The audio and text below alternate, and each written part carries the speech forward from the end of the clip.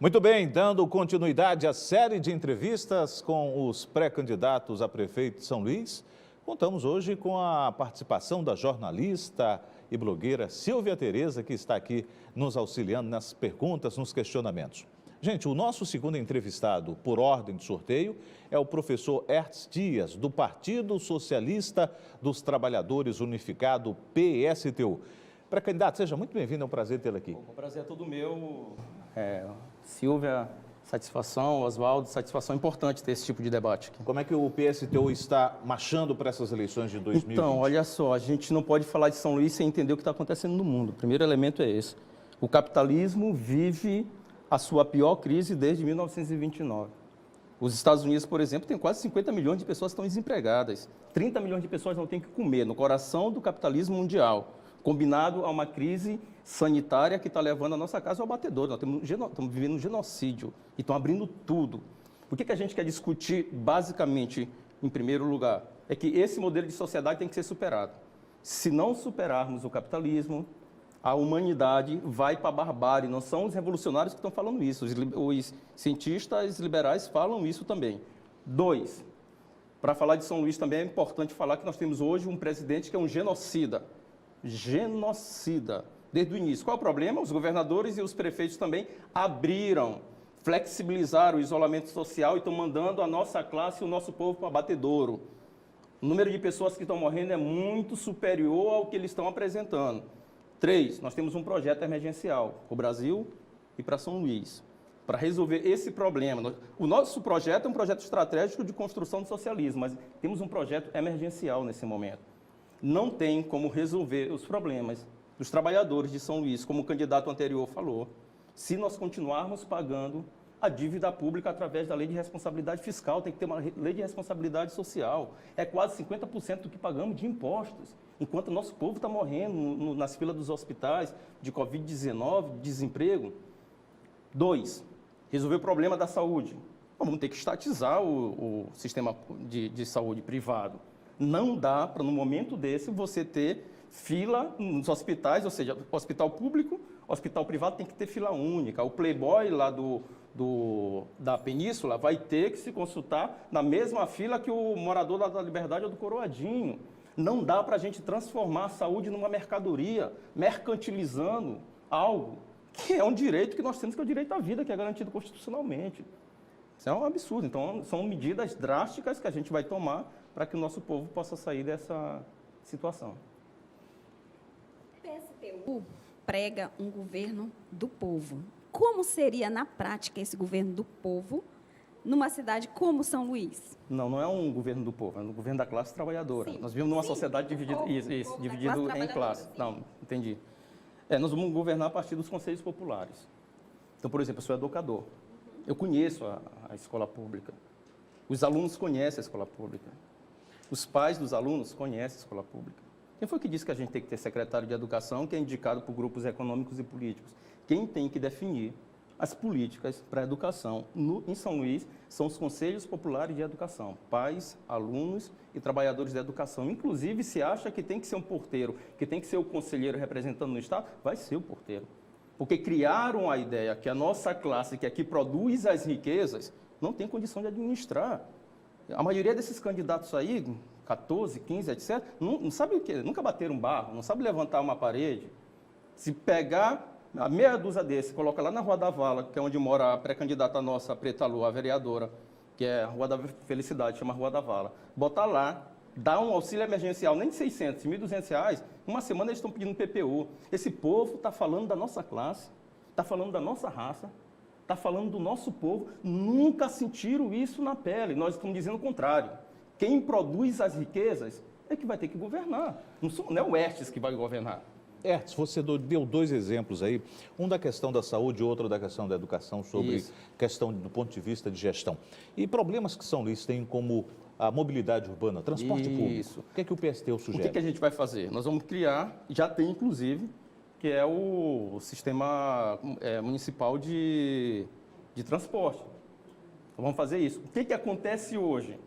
Os caras privatizaram o sistema público e a prefeitura subsidia com 20 milhões de reais. É como se você vendesse a casa, O camarada ele constrói um comércio e você continua pagando a luz, pagando a água, pagando o IPTU. É o contrário, nós vamos estatizar e quem vai subsidiar são os grandes empresários. Mateus vai ter que pagar a passagem dos seus trabalhadores. Como? Nós não vamos isentar esses grandes grupos econômicos do Maranhão de impostos. Quem tem que bancar o sistema público são os grandes grupos econômicos. Acontece o contrário. Quem banca somos nós, para que meia dúzia de empresários do sistema de transporte lucre em cima disso. É um direito constitucional, o direito de ir e vir. Desempregado não pode pagar passagem. Jovens, estudantes, para ir para a escola, pagar passagem, o direito de ir e vir não pode ser comercializado. Não pode ser comercializado. Como fazer? Criando o Conselho Estadual de Transportes Coletivos. Os caras desempregaram quase 500 cobradores agora. Isso é um absurdo, diante de uma situação de desemprego. Quem tem que controlar isso? São os usuários, os cobradores e os motoristas. São essas pessoas que vão ter que controlar o sistema público. Num hipotético governo seu, na Prefeitura de São Luís, como seria a sua postura como educador quando professores da rede municipal entrassem em greve e começasse aquele clima de reclamações? Como seria a postura de um prefeito do PSTU? Tá, boa pergunta. Primeiro lugar, e nós já fizemos isso, que nós tivemos um vereador que era operário lá em Belém. Primeiro, o meu salário vai ser o salário de professor. Não vou receber salário de prefeito.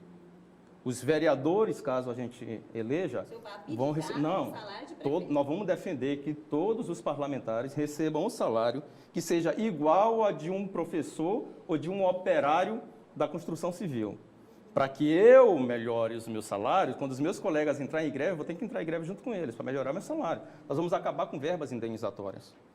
116 milhões de verba indenizatória, verba de gabinete para esse povo fazer politicagem na periferia. Enquanto se você juntar habitação, agricultura, lazer e esporte, dá menos do que a verba que esse povo tem em seus gabinetes. Vão acabar com verba indenizatória. Não é uma vocação, eu estou me colocando aqui como candidato, não é para me enriquecer.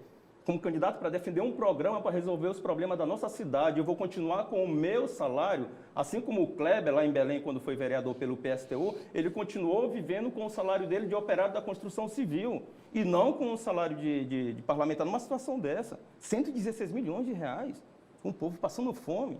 Absurdo. De 1 a 10, qual a nota que o senhor daria ao prefeito, à administração do prefeito Edivaldo Holanda e por quê? 0, porque para os empresários é 10. De 1 a 10. Não, 0, porque para nossa... Eu estou falando sério, porque para a nossa classe não é. Para a nossa classe não é. Por quê? Porque governa para os outros, governa para os grandes empresários. O professor está 4 meses sem receber salário, sem reajuste salarial. 4 meses não, desculpa, 4 anos. Enquanto o reajuste salarial de aumento de passagem acontece quase todo ano, é coisa absurda.